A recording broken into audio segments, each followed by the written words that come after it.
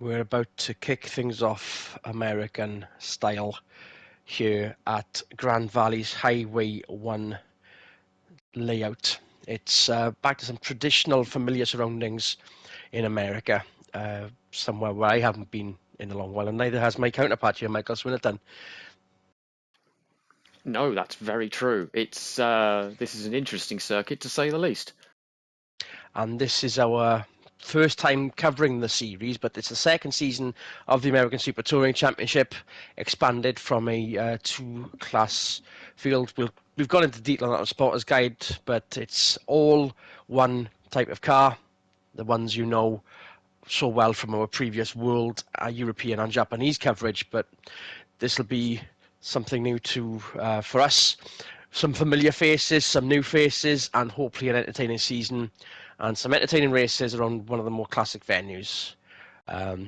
Given a bit of a respray, a resurfacing, and the start line, as ever, halfway down Highway 1, braking area for a tight section of tight hairpin and a fast flowing run towards the sea, the ocean. A nice ocean drive from then on, back onto Highway 1 and a blast through the tunnel as it used to be. On pole then, Patrick Tagliani, rookie season, but well rehearsed around circuits like this, alongside Loic Estre, another rookie. In fact, no, it's his second season with the alternate Mazda. You're seeing a compact crossover on pole, but sort of almost shrunk down to touring car, and it does fit the scheme if it's a little bit tall. Some regulars further back then. You've got Sophia Schneider in third. Will her experience help BMW put their footprint into the American Championship as well? We'll soon see as the lights go out for an 11-lapper around here. One of the all-time classic venues. And as we expected, rear-wheel drive was going to seize the moment. Sophia certainly has seized the moment as they run up the hill towards turn 1 then. Yeah, it's not surprising anybody. Schneider left the World Series complaining about a lack of race wins, so it's of no surprise to me at the least that she used her rear-wheel drive advantage off the line, got herself into the lead early. Loic Estre hanging it tough around the outside. Tagliani trying to hold on to some manufacturer honours there, but the Privateer Mazda now moves its way into second, and there's AJ Newgarden in the secondary Beamer looking a bit offensive, although now having to come under attack from the Volvo behind. We're going to see a very Japanese-style privateer works battle going on here. You see so many of them, including Jose Maria Tuero's Volvo there, in front of one of the Alphas at least. And what a scenic view indeed on board with Tuero there as De Ferran goes down the inside into fifth. Yeah, that was a bold move because he held a lot of speed around the outside of the previous corner to get that move done, but job done. He can now get off after the leaders. We don't really know what to expect with the works teams. We know what they're like in other series, of course. The Mazda being the biggest question because that car is brand new and obviously it's had a winter testing program, but it's relatively untested compared to the very tried and true powerhouses that are Alfa Romeo and BMW and Ford. Hello De Ferran then, there's fifth closing in on Newgarden fourth. Chicane back onto the highway. This is the section of public road complete. Still.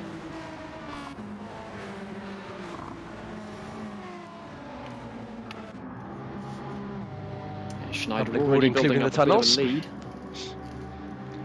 Here's Pierce knowing no bounds then as lap 1 complete. Tagliani getting the power down in that Mazda, now ahead of Estre again. Yeah, he's back into second. Should probably stay there. It'll be interesting to see if Newgarden can find his way around Loic Estre. Spread out a little bit now with a lap under their belt. One thing I'll have to get used to with the American Series is the coding. They've put the transponder on the safety car. That's not a straggler, that is the car at the back of the grid. Hopefully we won't need to see that throughout the championship. America known for its full course yellows and having one of those at the front of the field. Seems alright so far.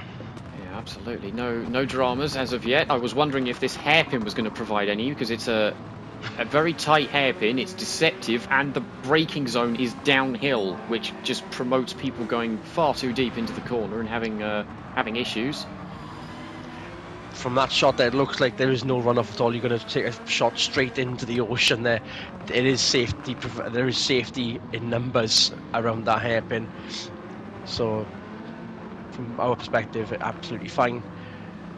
Yeah, this track has passed safety standards, allowing for cars to race on here again, after having not been used in a good 40, 50 years. You'll see us come back here on the shorter layout. Yes, that still exists as well. This is the longer Can-Am route, the 300-kilometre race of old. And started to become a bit of a procession early on then. I mean, it makes sense. Although a lot of these drivers are okay, they've got a year of experience under their belt, but still going to have to feel it out for the first time. A lot of these teams are fairly new, want to play it a little bit safe just to make sure they don't have a disaster right at the beginning of a new season.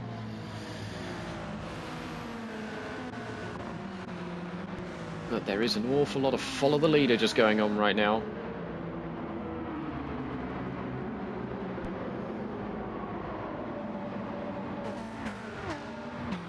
Still an international field to the grid then, despite it being very American-centric. North American as well, I suppose, including the Canadian there. Patrick Tagliani still in a front row position after the start. That's soon to change for the race 2 grid though by the end of this one. Lap 3 on board then.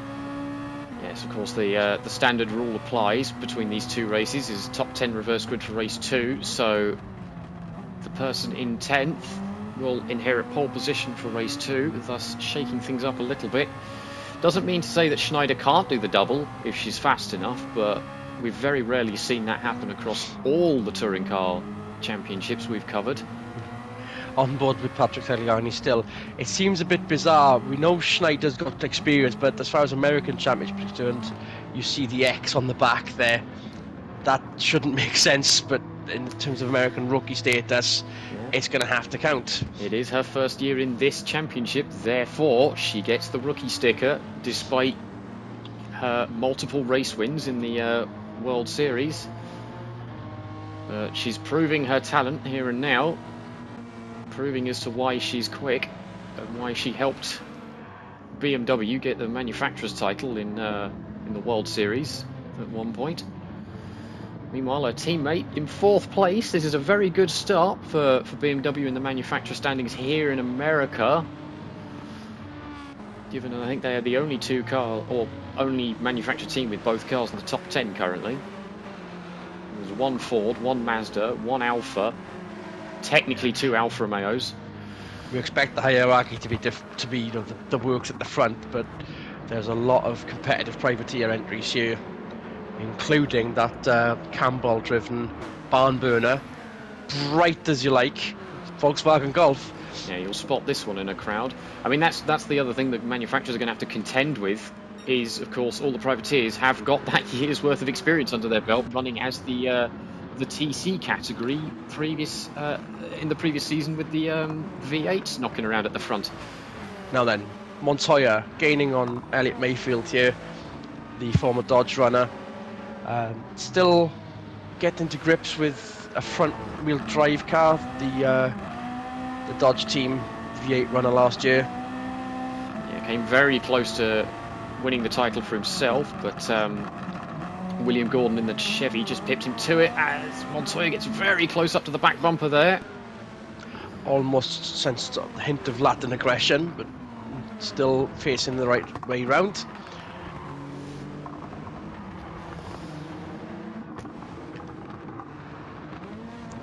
Battle has been paused for the moment, and Campbell needs to be careful, otherwise he's going to get embroiled in this, as he's now sandwiched between both works Fords with Wickens in front of him. But there's definitely a bigger gap between him and Wickens than there is in him and Mayfield. So I think Mayfield might be starting to put on a bit of a charge here.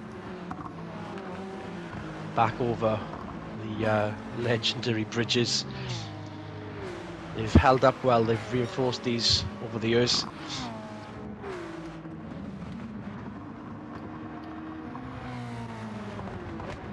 and a familiar face to World Super Touring viewers, Sergio Suarez. This will be the third manufacturer we've seen him represent, because of course he started with Honda before moving to Volkswagen. Not quite doing as well as I think he wants to right now, but that is a brand new car, and he's going to be figuring out how this thing handles compared to the Volkswagen that he knows very, very well at this point. He's finding it less frustrating than the Golf he was enforced to drive after the Scirocco did so well. Hopefully he'll be able to get to grips with this car a little bit better and start moving on up the order. If not this race, then in the races to come, because he's got a lot of pressure. So 2 Mexicans at each other now. I think the height of that Mazda's perhaps holding that back.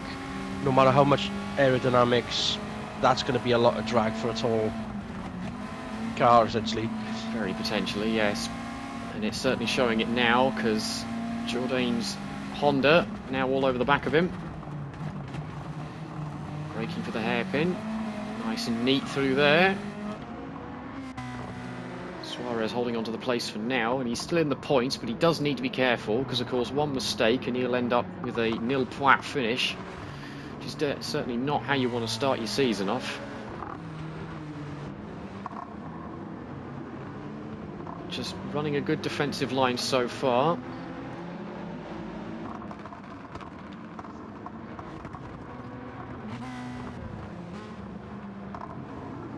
Jourdain also not taking any risks and not making any massive dive bomb manoeuvres anywhere.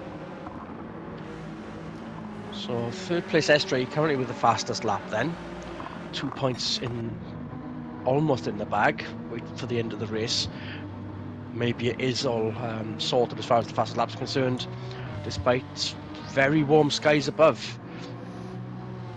Very potentially. Estre doing a very good job with this privateer Mazda. They had some flashes of speed last season as part of the TC category. But then they also had some races where they struggled, so it's nice to see them up the front of the grid and showing the manufacturers that the privateer cars still have some speeds to them, even if it's a different Mazda to the one in front of him. Showing signs of good acceleration out of the chicane back onto the highway, but lost it coming out of the tunnel then. Yeah, I mean that's the same spec and build of Mazda 3 that Mazda themselves are running in the European Super Touring Championship. So it is the front-wheel drive one, not the four-wheel drive one we see in Japan. And we do know it has its slight struggles, especially with high-speed corners and things. Now remind me, this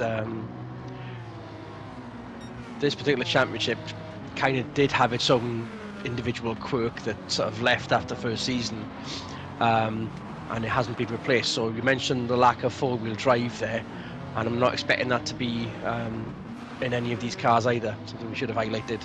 Yeah, no, the four-wheel drive thing is still a Japanese-only ruling. I suppose the only uniqueness to this is perhaps the crossovers are allowed, perhaps, hence the one we're looking at right now. Oh, I think technically that Mazda that we're looking at right now would be allowed in every championship. It's just the Mazda team chose to run it here because, I mean, this is the country where the SUV really gained its popularity. Estre into the back of Tagliani there. So the power out of turns is definitely there. Now, will Tagliani be able to pull away like he did the previous lap, as we're halfway through this one? Yeah, he's hoping. But yes, as I was saying, this country is really what gave birth and rise to the popularity in the SUV back in the 90s, which is what allowed or enabled crossover SUVs to come into being in the first place. So it makes sense to run it here as a sort of almost like the Volvo in the British series in 1994. It's more of a marketing gimmick than anything else, but they seem pretty committed to it. I think we'll see it for more than just one season, and of course it's running in second right now, so not to be sniffed at. Poor exit, or poor run through the final turn through the tunnel for Estre there. Newgarden now all over the back, nearly ahead by the braking area turn one. That Yeah, battle's will changed. Newgarden send it into the hairpin? He's gonna do it. There he goes. Sticks his nose in, clips the dirt a little bit on the inside. Estre hanging tough around the outside. You can do that at that hairpin. It's got the banking, but there goes Newgarden into third. BMW's day just got better. Something that didn't change from the traditional layout. Perhaps this section did, thanks to soil erosion and the ocean next to it. Estre now needs to be careful. He's now got De Ferran all over the back of him. These are a pair of brand new Alphas that the team have brought here. These aren't hand-me-downs from any other team. New cars. And not showing the same sort of capabilities as they did in the Worlds. I would expect that to be a bit higher up. Maybe it's the experience of the team, of the drivers. Of all of it, yeah, I think it's very much a case of give him some time, potentially. Meanwhile, Tagliani has now backed everybody up here. It's threatening to become a BMW 1-2. Where have we seen that before? Plenty of places. That's definitely a 3-car chain. They are glued to the bumper of each other. Estre just losing out around the last turn again. Echoes of the previous lap.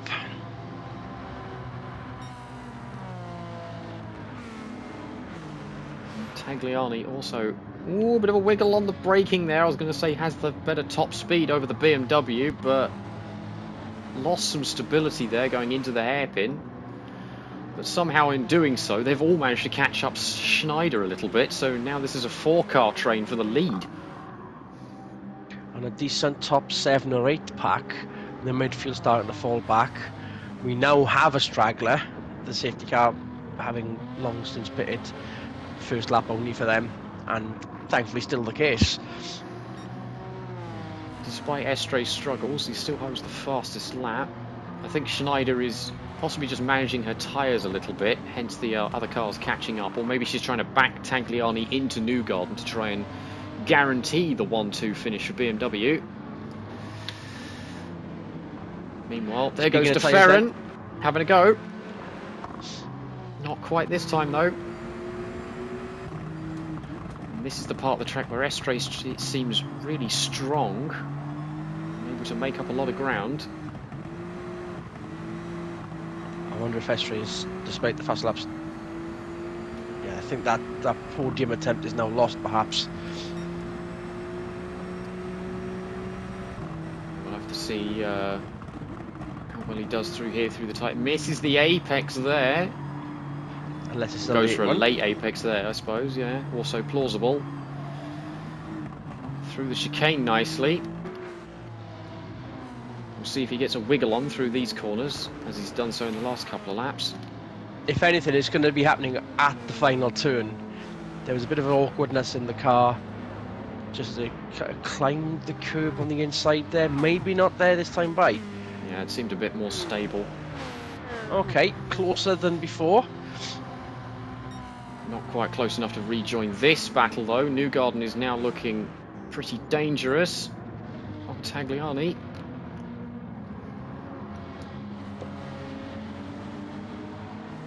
Once again, Tagliani's closed up to Schneider a little bit. So I think Schneider is not fully comfortable going through turn 1. Turn 1 is a bit tricky. It does have a curved braking zone. You have to sort of turn left a little bit as you're slowing down the car before pitching it right, which can lead certain cars or certain setups to have a very big hissy fit at you if you're not careful.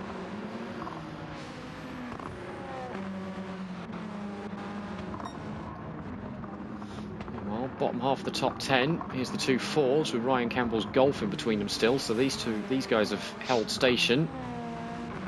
As things stand, Mayfield will have pole position for race 2. There's only a few laps left, so that's looking certainly likely, especially with nobody behind him and a big gap between him and Jourdain. So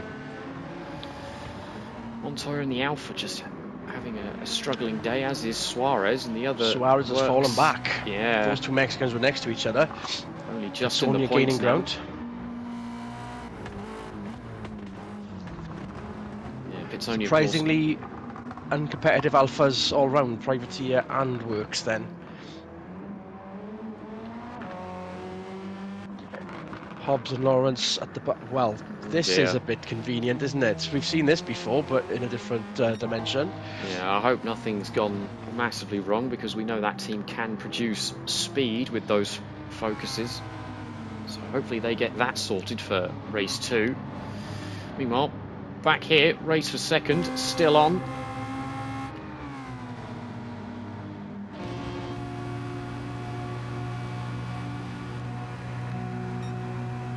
Estre has managed to catch him back up. He's going to go for it.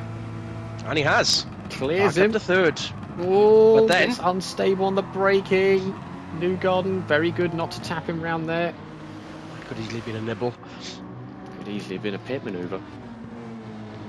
De Ferran still 5th. Then comfortably holding station over Jose Maria Tuero, who is our reigning privateer champion in that Volvo, the lone single Volvo in this grid. Ooh, Newgarden is not giving up on this one, is he? That fast-flowing 2-3-4 section showed some interesting lines between the cars. Newgarden with a potential dive bomb on the cards through that still traditionally cambered hairpin. De Ferran not exactly in hot pursuit, but close enough to respond. Oh, he's close enough to watch, at least, and hope that these two might get it wrong slightly, so he can definitely get stuck in. So we'll have to go the top.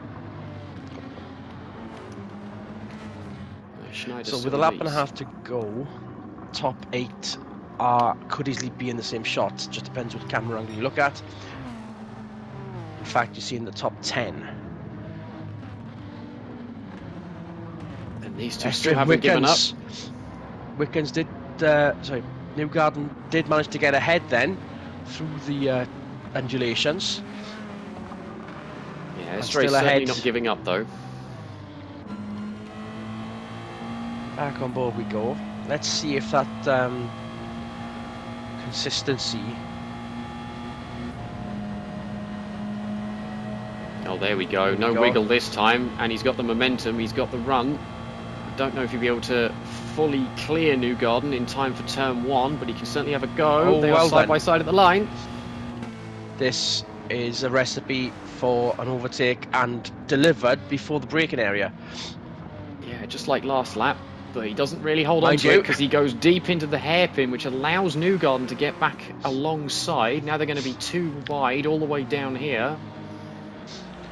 Almost side by side through the sweeps of 2, 3, 4 then.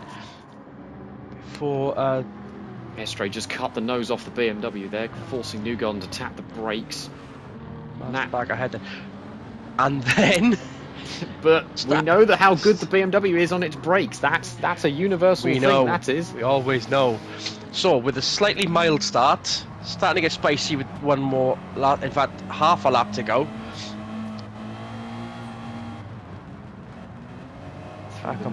Mid-section complex here, the tight and twisty bit of this circuit. Try to make this as wide and as safe as possible compared to the traditional Can-Am and US Grand Prix layout. They've definitely achieved that. Tried and tested with the first season, and the V8s were happy with it. The ST class drivers were very happy with it, and long may it continue. Then back in business at Grand Valley Highway 1. First race almost in the bag then, as we head towards the chicane back onto Highway 1 and the run to the line. The midfielders still having a good battle there. Suarez, Jourdain's fallen back another place, but Schneider then back into the daylight, and what a bright start for Sophia.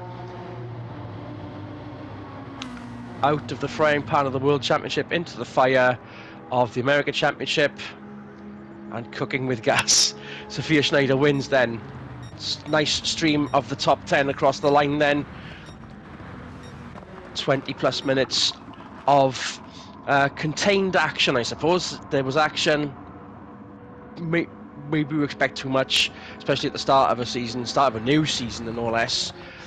But plenty of entertainment to go around midfielders. And Pitsonia then claiming the solitary point. Estre getting the extra 2 for the fastest lap, but Newgarden got ahead at the end. We missed that.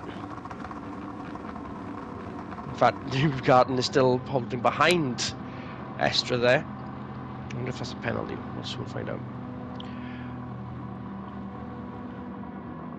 So with some support racing in between, it'll be another 2 hours now before the race 2 reverse grid action goes ahead. And what a lovely shot that was earlier. See in the background, cars in the foreground. What a great place to host a race. How did that race go for you there, Swinny? Yeah, that was good. That was a good start. Obviously, a few people are finding their feet. But yeah, that was a very good day for BMW, getting first and third like that. A lot of the other manufacturers are going to have to sort of wake up and take notice. But with the two Fords finishing 8th and 10th, they are going to be first and third on the grid. So they could potentially repeat the performance in race 2 and match BMW there. That'll be very interesting to see. Tagliani proving that the new Mazda is well worth the price of admission in choosing the CX-30 to race rather than the Mazda 3.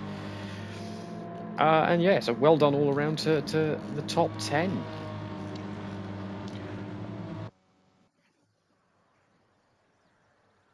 And there's your results on the right-hand side of the screen there. More scenic shots of Highway 1 then. As we take a break, we'll see you for race 2. On behalf of Michael Swinnerton, this is Adrian Michael Rees. Good racing, everyone.